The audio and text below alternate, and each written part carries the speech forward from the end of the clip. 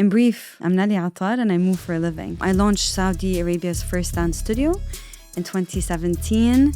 In 2022, I became the first Arab to summit K2, the second highest peak in the world and one of the most dangerous mountains in the world. And since then, I've also become the first Arab woman to summit Makalu, the fifth highest peak in the world. And I worked as a psychologist early on in my career. It's because I'm trying to find my why. I don't know my why.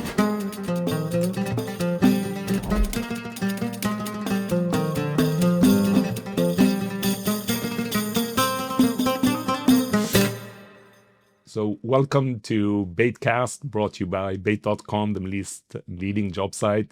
It's a great honor and a pleasure for me to be here with Nelly Attar today. Thank you, Rabea. The honor is mine. Thank you so much. It's an absolute pleasure. I get a total kick out of speaking to people whose life work defies job titles. And you seem to be one of those people from everything that I know about you and that I've read about you. When you go out into the world and people ask you, what do you do? How do you answer that question? It's such a hard question. It's one of the hardest questions for me to answer. In brief, I move for a living. I'm Nelly Attar and I move for a living. Yeah. And I would say today, the umbrella of what I do is I'm an extreme sports athlete. I also create content in the adventure and sports space. And I'm a sports entrepreneur. I think everything I do falls somewhat under these umbrellas. Amazing. And so let's expand a bit on the extreme sports. I know that you've done some pretty phenomenal things and have a slew of records under your belt. Everything from Guinness Book of World records to first Arab woman records across multiple mountains and other exciting things. Please share some of those. I think it's important that we inspire others with your amazing achievements. So I would say in terms of perhaps where this journey kind of started, I launched Saudi Arabia's first dance studio in 2017. In 2022, I became the first Arab to summit K2. Amazing. The second highest peak in the world and one of the most dangerous mountains in the world. And since then, I've also become the first Arab woman to summit Makalu, the fifth highest peak in the world. How high? Makalu, good question. I'm forgetting how high these mountains are. Over 8,000 meters. It's 8,485 meters, if I'm not mistaken. And I think just to contextualize, not everyone knows how high that is, but that's as high as planes fly. Exactly. And all these mountains above 8,000 meters are more or less like, they're very similar to Everest in terms of altitude. Yeah. So I've also become the first Lebanese to summit the 5 highest peaks in the world. So which are? In order, you have Everest, K2, Kanchenjunga, Lhotse, and Makalu. And I've done 2 of these this year. And I also broke a world record in the, oh my God, I forgot. 4-finger pull-ups. Yeah. The most 4-finger pull-ups in 1 minute for a woman. That's amazing. Which was 16. And then I also have a few, let's say first, when it comes to smaller mountains, maybe less commercialized. But these mountains are in the Alps. So yeah. Amazing. You're also a psychology major. Yes, and I worked as a psychologist early on in my career. And so tell me, when you think about your why, I mean, you've done things that no other Arab woman has dared to do, in some cases that no other person has done, in the case of the Guinness record. There have been billions probably who've passed before you. What is it about Nelly that makes her embark on those journeys, work on these journeys, and ultimately get them done? I think a very good question. It's because I'm trying to find my why. Yeah. I don't know my why. You don't know your why. And I feel like life has been a cycle of trying to find answers, finding some answers, getting lost again, trying to find answers. And the best way to navigate this is to keep moving. Yeah. To take steps that you have at your disposal, to lean into things that make you curious.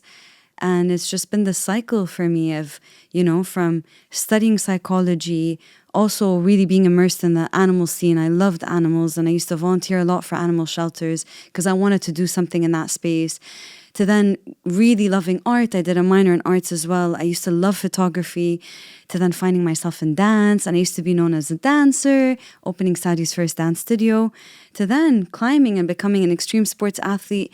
And so it doesn't really make sense, but it all does make sense, because I am trying to find my why. I am led by purpose, but I don't really know what that purpose is. So I've heard a framework cited by Tony Robbins where he claims that as human beings, we have 6 motivations. Okay. And they're all present in all of us, but some of us exhibit 1 or 2 a lot more strongly. They are primary drivers, and they tend to be, according to him, and let's see how this fits you for size, certainty or safety, or uncertainty and adventure, Okay. contribution, Okay. love and connection, Okay. growth, Okay. and significance. And so when you think about, I want to climb Everest or K2 or any of these amazing things, or do a Guinness record, is it the lack of safety, the adventure part, or is it the growth, or is it some contribution, or is it the significance of knowing you're the first in the world? Or what do you think from all of those are the ones that make you tick the most? I think it's a mixture of everything. I love adventure. I think this is where growth happens. When you step into the unknown and you take risks, this is where growth happens. I'm very driven by growth, because otherwise you stagnate. And so a lot of it is driven by growth and adventure, but then also connection and feeling like I belong. And that's where contribution happens, or maybe significance, feeling like I'm doing something for my community, putting Arab women on the map. Like, this was something that came later. Like, when I started to do more and more of these adventures, I started to achieve some big things. Then that's when it came into play, seeing the impact I was creating. And so I think it's a blend of all of these. Share a bit about what that impact is. I think, is the impact on yourself, or is it the impact on the world around you? How do you frame that? I think on the world around me, that's what really drives me. Of course, impact to myself is important. Doing these things gives me a sort of, it's hard to put into words what it does for me, but it just, I feel a sense of autonomy. I feel like this great sense of independence, especially since I was raised in Saudi, where I didn't feel like I had my autonomy growing up in a lot of situations. So I feel like when I do these things, I'm just reminded of my independence, my strength, my resilience, my ability to achieve and overcome. So that's the impact it has on me. But then in terms of the impact for the world around me, I want to pave the way for women in sports. I want to pave the way for other women in our part of the world that want to do things differently and don't know where to start and don't know how to start. Because I didn't have role models. I just kind of went with it. I'm still going with it. Okay. And so it's very important for me to kind of pave the way and be an example for others in our part of the world, women and men, that you can create a life that's different. Sure. And you can still create wealth. You can still create a career. And it doesn't have to look like everyone else. And it doesn't have to be what we're told. And I think, as I speak to a lot of young people, and they're trying to figure out their why, but they're also trying to figure out their how and what to do. And oftentimes I feel they're stuck because they're not sure if the goals are worthy enough. I'd love to hear a bit about how you set goals for yourself. I mean, you've set a whole bunch of really amazing goals, but how do you go from deciding, from climbing Kili to opening a dance studio, to deciding I want to climb Everest, I want to climb K2 or all the other mountains? What is it? What is that process? Because to me, it feels like it's a bit of an entrepreneurial process, which is you start with a blank sheet and then you have to decide, how do I fill that in? And I'd love to understand how you tackle that. I love the question. And yeah, absolutely, Rabea. It is somewhat an entrepreneurial mindset, because a lot of the times I have to learn. Dance studio versus being a psychologist versus being a climber, they're completely different things. And to do my climbs, I have to get sponsorship. I have to secure sponsorship. So I've had to learn how to market myself and create a brand in order to then get the funds to be able to do these things. With a dance studio, the only way I was able to navigate that is to get a community, to create a movement, to create a national movement. And then also being a psychologist, that was an entirely different thing. And so I think it's just creating goals, setting goals, and sticking to these goals. And are these goals tied to an overall vision, or are they just the next best thing? Best thing. So you a got lot off of the one times. mountain, you're not. When you got off Everest, you had no idea you were going to do K2, for example. Absolutely not. It was just Everest for me. And even before Everest, I didn't want to do Everest. Yeah. And so it's taking that step in front of you at your disposal, and the next step unveils itself. And is it an unveiling, or is it a sitting there and actually saying, I'm done, I need the next thing? Or is it that someone knocked on your door and said, you're done, here's the next thing? No, you can't wait for someone to do that for you. And you can't sit. No, it's not sitting and waiting. Yeah. You move. And I mean, you're talking to someone that constantly feels lost and confused, honestly, Rabea. Like, I think people are under the impression that I have it all figured out. No, I don't. But what I do consistently right is I take the step regardless. Yeah. Even when we climb, there's no guarantee that we're going to make it to the top. There's absolutely no guarantee that we're going to summit. I still move. I still take that step forward. And I think to myself, on every day on the climb, every day is summit day. Let me do my best. There's no guarantee we're going to make it up. But if we don't make it up, I want to know that I made the most out of this journey. It's still a lot further than me sitting at home thinking, what if? I want to try and expand on that a bit more.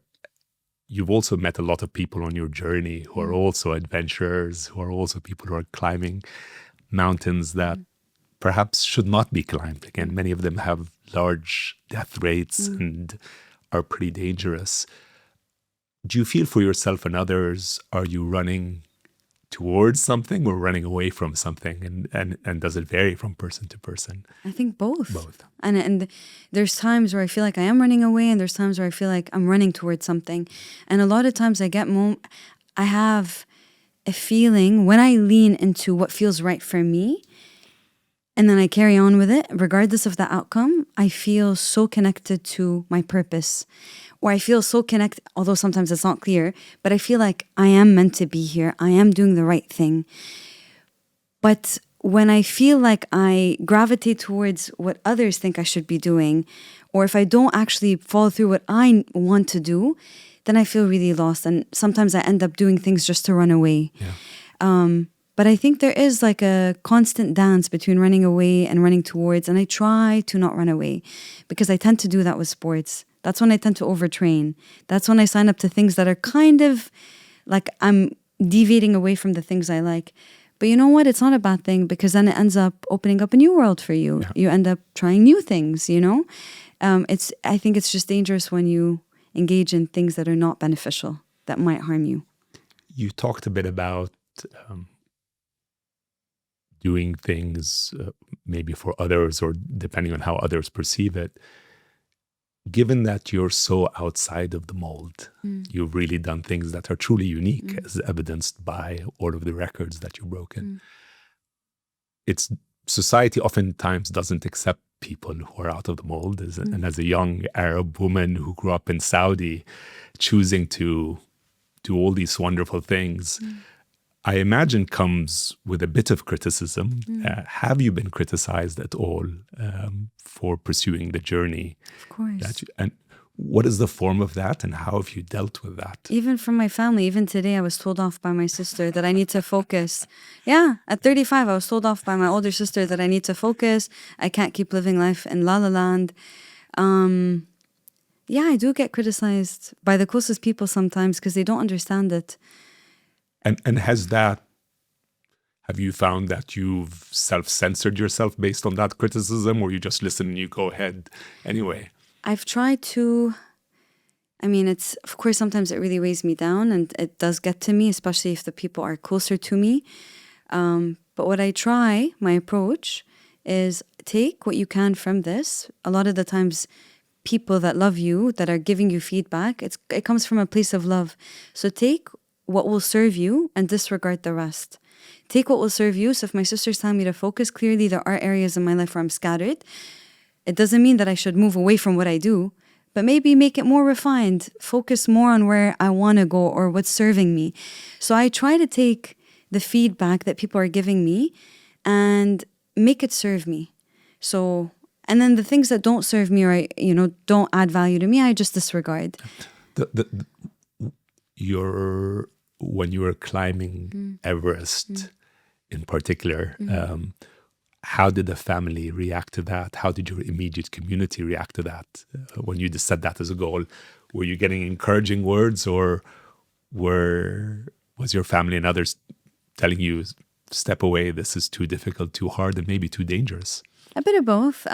So when I decided to do Everest, it was a year before climbing Everest. Before that, I never thought about climbing Everest, nor did I care to. Didn't think it was appealing in any way. Interesting. I love hiking. I love the outdoors, but it just looks like such a hostile environment. I would, like whenever I would come across something about Everest, I'm like, who would do that? And then I was sitting down April 2018 with a friend having dinner. And he's a friend I met through hiking. And he was someone that I hiked a lot with. And he suggested we do Everest. Just like that? Just like that. And I'm like, you're crazy. What are you talking about? And he's like, yeah, Nelly, this should be our next big thing. Because every year we do a bigger and bigger climb and a bigger and bigger challenge. And I just thought, like, I don't see the purpose. This is crazy. We don't have the experience for it. I don't know if we'll have the time for it. What was the biggest mountain you had climbed prior to Everest? Had you done an 8,000? No, I think a 5,000 meter peak. So Kilimanjaro. Yeah. No, I mean, just in the Alps, 5,000. No, I had done Aconcagua. That's nearly 7,000 meter peak. But yeah, it was just not appealing to me. But then all these questions came into my mind. And that night I went back home and I couldn't sleep. And I was just like, oh my God, no, I need to do this. You had planted seed. Because there's so much unknown, because this was something completely different to what I'm used to. Because it's also in the outdoors. Because this is like a massive step up from what I do. I need to do this. Second day I woke up, or actually I didn't sleep. I just went and spoke to my mom in the morning when she was up. And I asked her, Mom, would you be okay with me climbing Everest? And she said, okay. She was like, yeah. She said, okay. Yeah, she said, okay. She said, okay about every mountain. Not knowing what actually, she doesn't know. So it's lack of knowledge. Lack of knowledge. She knows it's the highest mountain, but she doesn't know what it takes. She doesn't know how much higher, that it's a completely different ball game. And then I asked my dad, Allah yarhamu, and dad was like, okay, fine. And then I told my sisters. My sisters were the ones that are most resistant towards the idea, or like, just didn't like the idea, or the whole concept of me climbing Everest. But I think my sisters are the ones in general that don't understand what I do. My parents are like, yeah, keep going.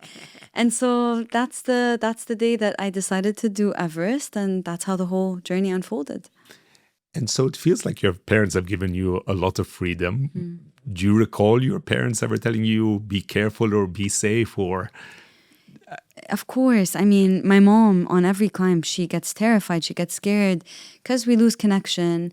Even when I used to go diving on diving excursions and I'm disconnected for a few days. Diving, you're not skydiving, but water diving. Yeah, scuba diving. Yeah. And so that was like a big sport of mine, or recreational activity before I used to climb and hike. And so even with that, my mom would be worried. She's always worried, but she also believed in me, and she saw how much I take these things seriously. If I commit to something, I go all in. And so, yeah, of course, Mom was worried when I was on Everest. And I made the mistake of, before climbing Everest, about 2 weeks before, we watched the Everest movie. Yeah.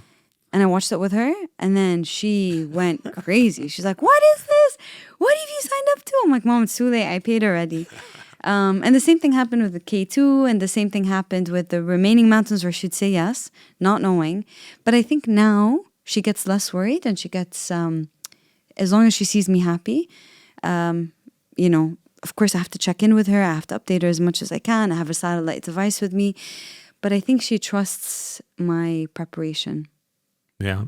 I mean, I think there's interesting parenting lessons. I think so many parents teach their kids fear at a very young age, and that prevents them from trying things. It's the words "be careful" are repeated so often that kids are scared to venture. It sounds like even in your own family, between you and your siblings, there's a difference about how you approach risk and danger and adventure. What do you think about your upbringing is different than theirs, that allowed you to do more and allowed your parents to accept that from you? I think I was different. I mean, we're all different. Yeah. My sisters and I are different, although they're more similar than I am to them. We're all born different, right? It could be the same parenting, it could be the same house, same DNA, but we're just, subhanAllah, we're different. And so I've always had an interest for the outdoors. I'm very clumsy. I have a very creative brain, very unstructured brain in the way I live my life. And I'm actually driven by lack of security. I'm driven by risk. My sisters are really, really different in that sense. They're risk aversive. And my parents are also like that. So from the very beginning, I think from my childhood, I'm just wired a bit differently. But it's interesting that they're risk averse, but still in your case allowed you and almost said yes and encouraged you to do what you want to do, to take those risks. I think what my parents did right was they always encouraged us to be authentic. They really, really allowed us, like they gave us that space to be authentic, and they encouraged us to try different things at school, to try different things at university. And they always, I think my mom and dad gave us that balance, or created that balance for us where, you know, we have our values, we have certain things and rules that we have to live by, but also you have your space to be you, to do you, to create your own friend groups. And we were really good friends with our parents. Like, we'd always come back home and mom would always ask us, what was your day like? Tell me everything. And my dad too.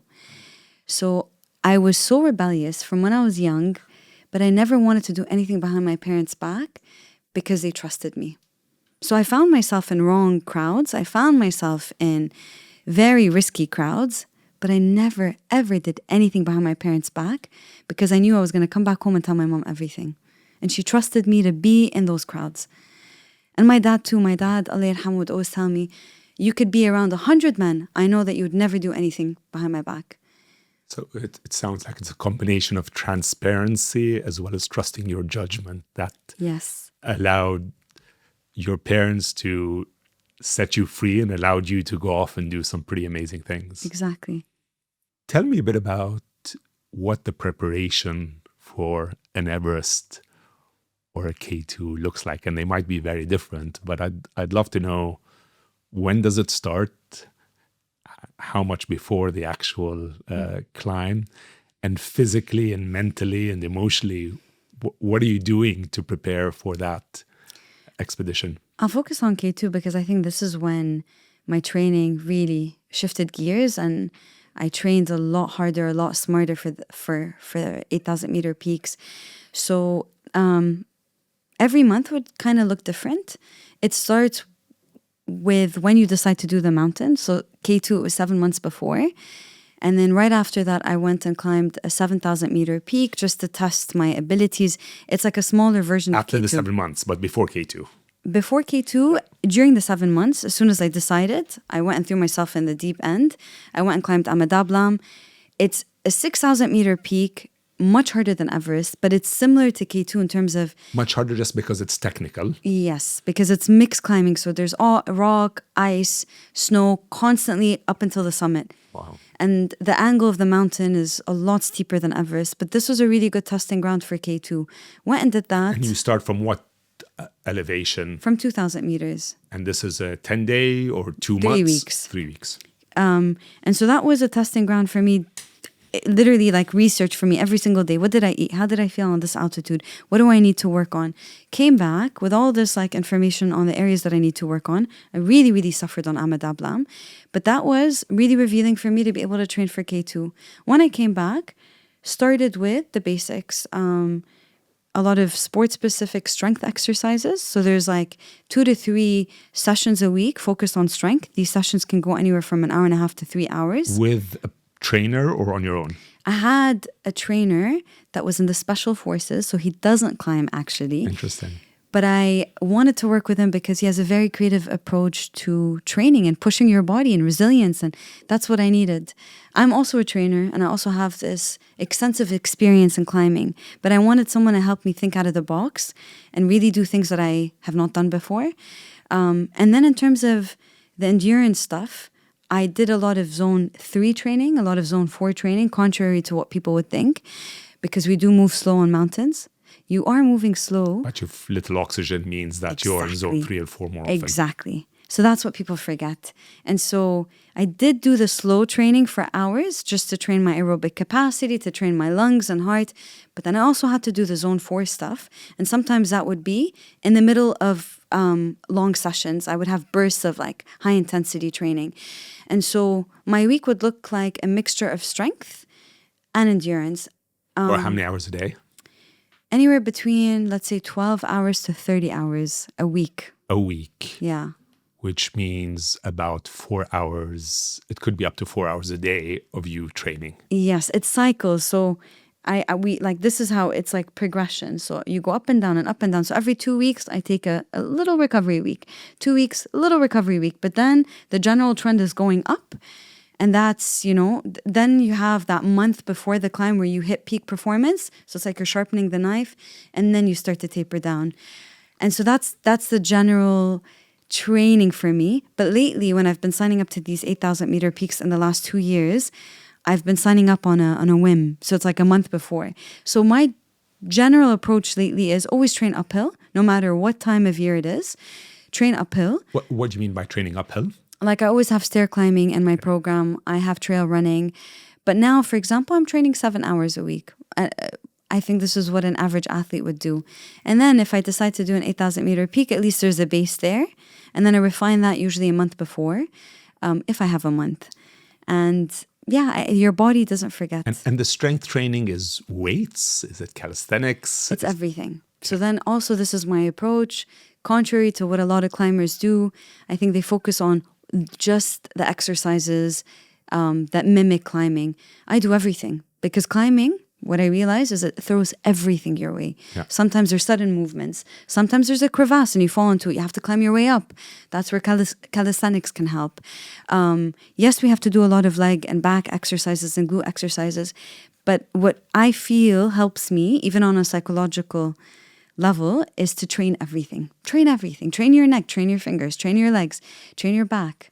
If I wanted to train for a marathon or an ultra marathon, these days I can go online and there's probably 1,000 programs about what to do within a certain period of time. So, there's AI as well. Yeah. And so 4 months from now, these are the steps. Is there that sort of guidance for these mountains where someone says, hey, if you want to climb Everest for the next 12 months, this is what you do, or you're having to invent it as you go along? I'm sure there is, but I don't resort to these resources because there is no one size that fits all.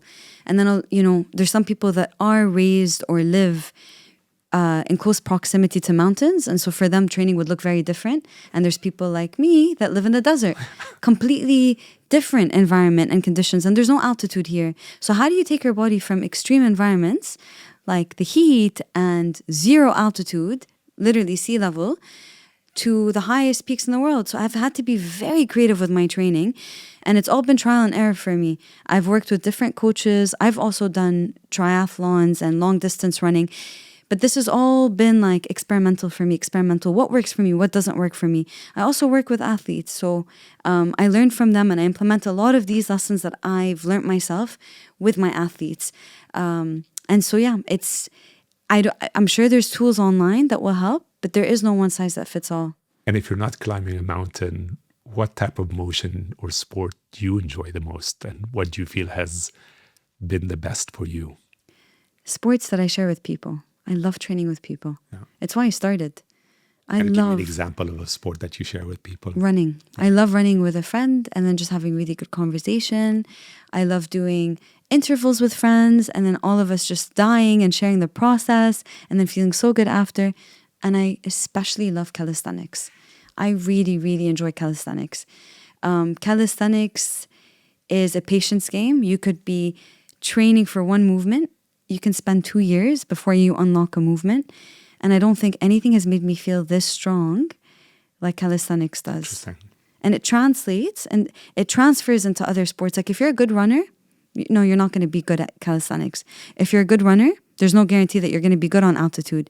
But calisthenics, something about being able to lift your own body weight and manipulate your own body weight has transferred into all my other sports. Brilliant. Yeah. Let's talk a bit about diet, because everyone seems to be diet obsessed, whether or not they're climbing a mountain or doing exercise. when you're working out so much and putting so much preparation into climbing a mountain, how much thought are you giving to diet? What type of diet has worked for you? And does that carry on through the mountain? Because I've been on some of these mountains, not at the elevations you have. And to be honest, it felt like anything they would feed me, I would devour in a second, and it didn't matter. I just felt that it would burn off. I just needed all the energy I needed. So I'd love to hear a bit about your relationship with food, running up to the mountain and then through the mountain. So because I try to optimize with training, the balance for me is I allow myself to eat whatever I want to eat. You do. Last night I had popcorn, I had burgers, I had fries. Obviously I don't eat like this every single day, but there has to be some sort of balance for me. Otherwise, if you try to optimize in every area, you miss out on the whole purpose. You have to have fun. You do this for fun. No one's forcing you to do this. So because I burn so much, I get to eat a lot and I get to enjoy my food. Now, of course, I try as much as possible to eat in a way that allows me to recover and perform. So I try to have at least 100 grams of protein a day. And I try to have protein with I add a scoop of protein when I have coffee. Like I try to be smart about that. I add protein whenever I have a yogurt or granola bowl. So I think if there's one compass for me, it's try to have over 100 grams of protein. And then I try to minimize my carbs at night. If I'm having high protein and high fat, I try not to have carbs. Or I might have high protein and high carb. I'm talking as meals. But in general, I'm quite open with my diet. And when I climb, like you say, I devour everything. I eat because we burn. But there is a misconception with climbing where you don't digest protein as well. Actually, the times that I've performed really well is when I still had protein.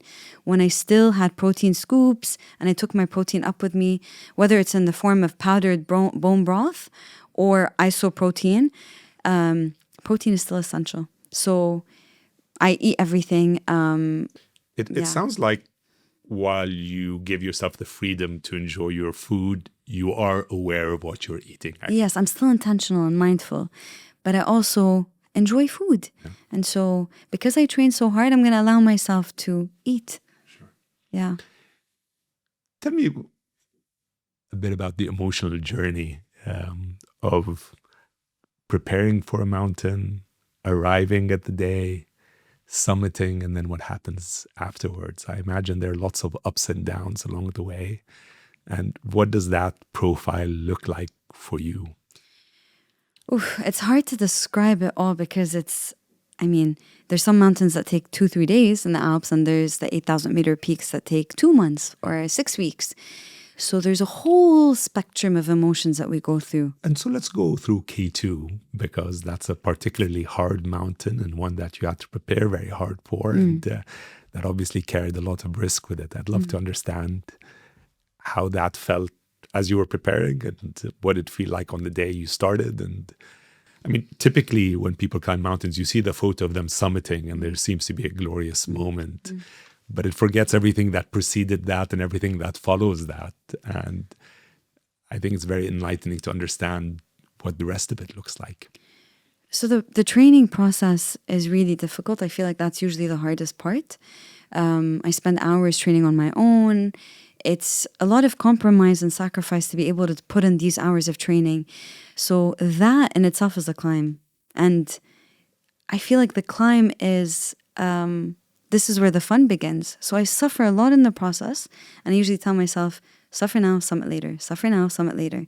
And so that is the description of what it feels like to train for these mountains. When I get to the mountain, I think you were saying something within those lines before we started this podcast, where at the start line is when I'm my happiest, because this amazing journey is about to unfold. And I'm at that point, khalas, no more training, no more preparation. This is where the fun begins. I'm here, no matter what. Exactly. I'm here. And that's my approach to training. I want to have fun. I don't want to suffer unnecessarily on the climb. So I do everything I can to get to that point where I enjoy the climb to the best of my ability. When I'm climbing, though, of course, there's a lot of ups and downs in every day, because there's so much uncertainty, from the weather to accidents happening, to a lot of times people on your team and other teams passing away on the mountains. Have you had people on your team pass away? Yes. Yeah. We've also had a guide pass away. So there's just a lot of ups and downs, whole spectrum of emotions. And so walk me through that. You've got a team member with you and they pass, and I imagine they pass because either they've had an accident or there's altitude sickness or some form of medical emergency. What are the voices in your head saying at that moment in time, and where do you muster the energy to continue? I mean, the first time, these people weren't on our team, but the first time I think I properly saw up close someone that has passed away was on Everest on summit day. We did see bodies earlier on in the approach, but they're far away.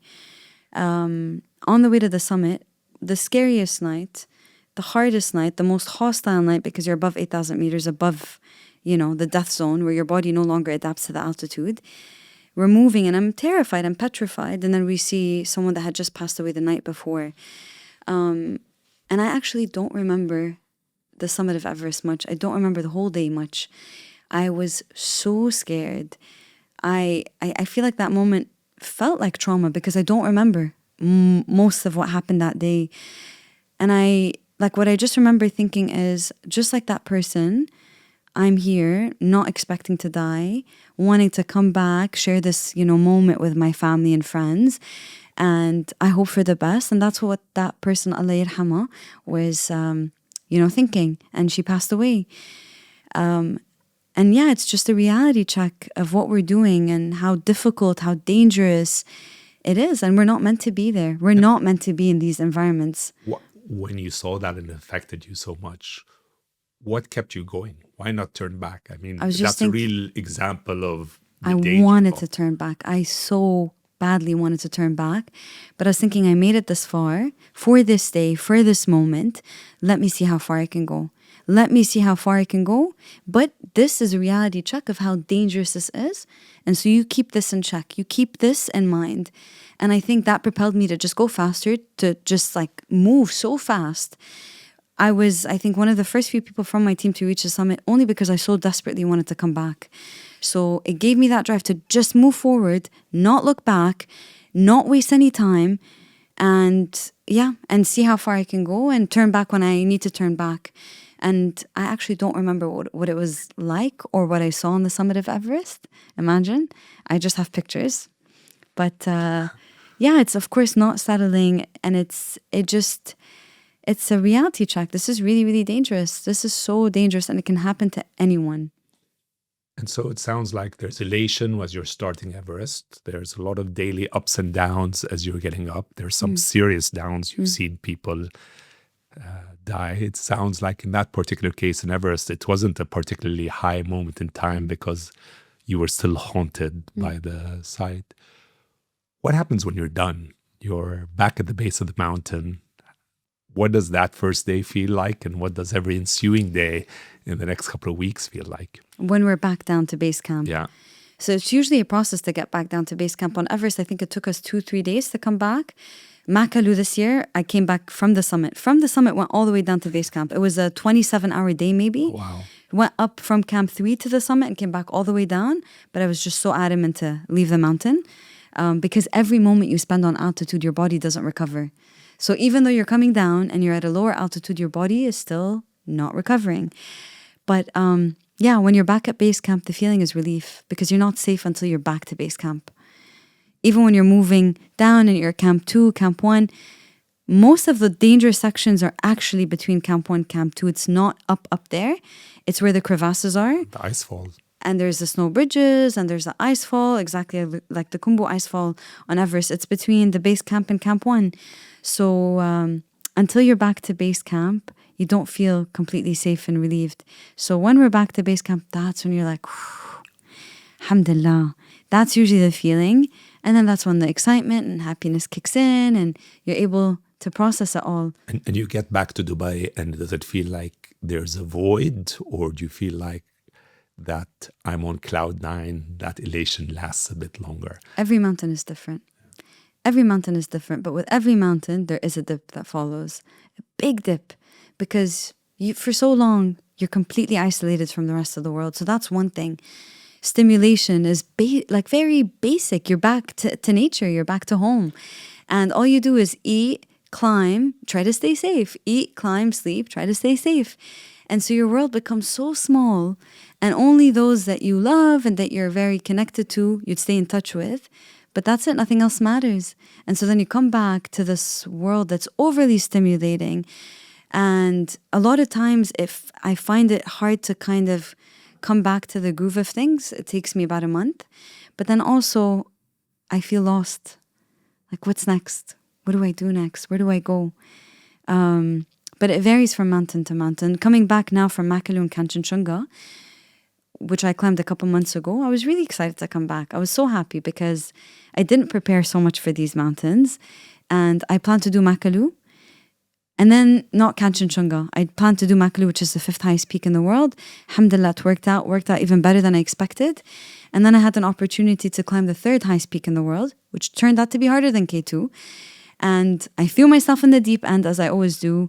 Didn't know what to expect. It was a brutal climb, but alhamdulillah, we succeeded. So I came back feeling so excited to come back home. So I didn't experience the dip in a way that I did before. But yeah, there's always that, like, what's next? Where do I go? I'm here now. I, at some point, saw a documentary on a flight. I think it was made by Phelps, the gentleman who had won a lot of Olympic gold medals in swimming. Okay. And it was all about all of these Olympians who, after the Olympics, Interesting, deal with what they do with their lives. In a lot of cases, addiction fills the place of what used to be sports. So for the longest time, they were so focused on a particular thing. They had that 30 seconds, whether it was of glory or otherwise, and then what's next? And yeah, it's an interesting journey when you have such a high in your life and such a long period of preparation.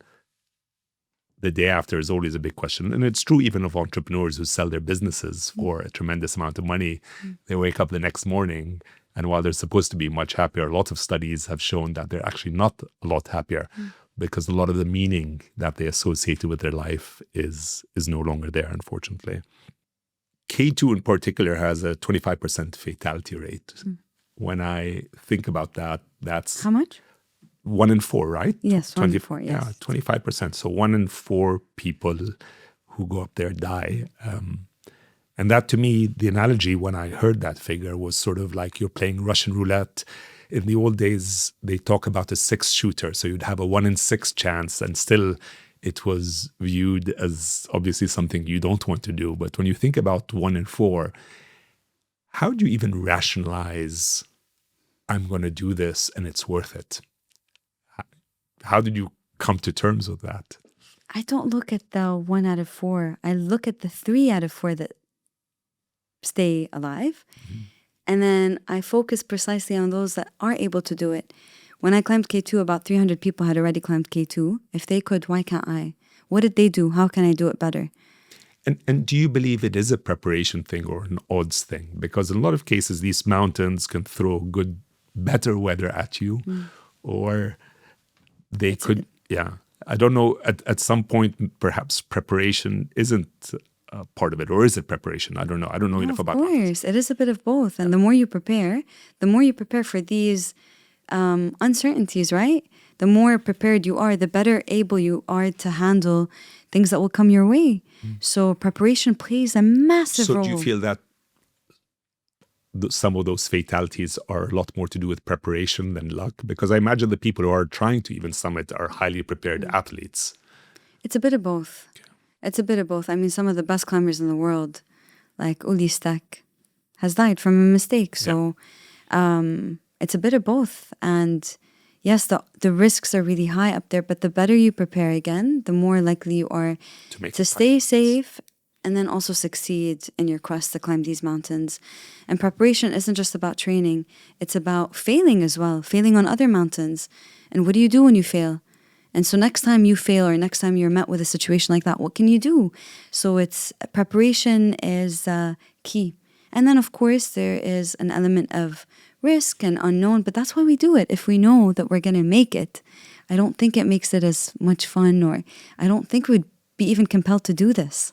So there's a tremendous amount of tenacity and grit, both in the preparation as well as in the working every day through all of those challenges to get to the top of the mountain. In your mind, when is it okay to quit? Because in every journey, I speak to a lot of entrepreneurs, and many times you see entrepreneurs hold on to things far longer than they should. And you almost wish they had quit and started something anew. When do you know it's the right time to not try for summit and to turn back? And have you been in situations where you've said, this is no longer worth it, I'm going to come down? Of course. So I attempted the most dangerous mountain in the world, more dangerous than K2 and Annapurna. It's 1 out of 3 that don't come back from this climb. And that is truly a Russian roulette. I have to say this mountain, because of the avalanche risk, the risk of rockfall, the angle at which the mountain sits, what happens is a lot of snow accumulates and then it comes down as a sheet. And that's why it's very avalanche prone. This mountain was just insane. I think it was this. I don't think I've ever felt this scared moving in my life every single day on a mountain. And we were just 500 meters away from the summit. Imagine, after being there for a month, after having gone through all the riskiest sections of this mountain, after having gone through that, I decided to turn around 500 meters away from the summit. And it's because there was so much doubt. It was a very, very big risk for us to continue. There wasn't any more fixed rope. We usually clip ourselves onto the fixed rope. And so if we continue and an accident happens, a mistake happens, you slip to your death. There is zero safety margin. And that's when I was like, no, it's not worth it. And that's a solo decision or a team decision? It was a team decision, but it just, for me, it was like an immediate response. Like, no, we need to turn back. If you're in doubt this much, it's not worth the risk. And climbing, what they call climbing is the noble art of retreat. You want to stay in the game for a long time, you have to know when to turn back. And turning back is not a bad thing. You learn so much and it prepares you for the next climb. The reason why I'm here today is because I've turned around on so many mountains, on Mont Blanc, in Kyrgyzstan. While I was training for Everest, I had to turn around on that mountain. But if I didn't do that mountain, I wouldn't have been able to prepare like I did for Everest. And so I think, failure is so important in the process. And building tolerance for failure is so important for you to be able to handle what it takes to be an entrepreneur, to be a good climber, to be good at anything. It's part of the process. So I think I go into this knowing that I might fail, I might succeed. And you have in your mind that I might turn back. Oh, yeah. Yeah. And what are the rules of that? So to get up a mountain, you need a big team. Everything from the logistics to the setting up the ropes, the setting up the tents, etc. And typically there's... Depending on the mountain. Yes. Sometimes there's a guide with you. But as you've said, there's individual people who are dead on these mountains. What is the agreement with your team as you're going up? Is it that if I'm no longer able, I'll descend alone, or if I'm sick, leave me behind? I mean, how are these decisions made? If you were to go up there with a teammate who got suddenly super altitude sick at a very high elevation, couldn't go on, and you had the summit in sight, is there a pre-agreement that you'll go to the summit anyway, or do you call it? It varies from mountain to mountain. So if teammate, is that your friend? Is that someone you're climbing with? Or is that your guide? If it's your guide, then no, you'll be putting yourself at much bigger risk if the guide is sick and you continue without him or with him and he's sick. So I think if it's the guide, then no, you're more like, you're going to turn around more than likely. If it's a friend during the climb, everyone kind of climbs on their own. So on these big mountains, we kind of spread apart. You don't stick together. So if I get sick, they're likely to continue. And if they get sick, I'm likely to continue. That's how it is with these mountains. Having said that, if I am on a mountain and I sign up to climb with a friend and we do this together and we're moving together, whether that's for training purposes or it's in the Alps, and that person has to turn around, I usually turn around with that person and vice versa. So it really depends on the mountain and itself. You've done that. Yeah, I've done that. And friends have done that for me as well. But if it's something like Everest, where we don't move together, then it's a different situation. If you're speaking to younger people who perhaps have a challenge either with purpose or focus, I've heard you say on different podcasts, I believe, that you had ADHD as a younger person. Is that? I was diagnosed with it, and then recently I was not diagnosed with it. What do you feel the lessons that they can take from what you've done are? What are key takeaways for a young person trying to figure out, I want to do something different, something extraordinary. What can I learn? Take risks. Take risks. It's so important. Take risks. You don't have to be an expert to start. You don't have to know what you're doing to start. But take risks, because the biggest risk, honestly, as cliche as it sounds, is to not take a risk. How will you know? And if you fail in the process, if you lose a bit of money, if you lose a bit of time, it makes a good story later. Take risks and keep moving.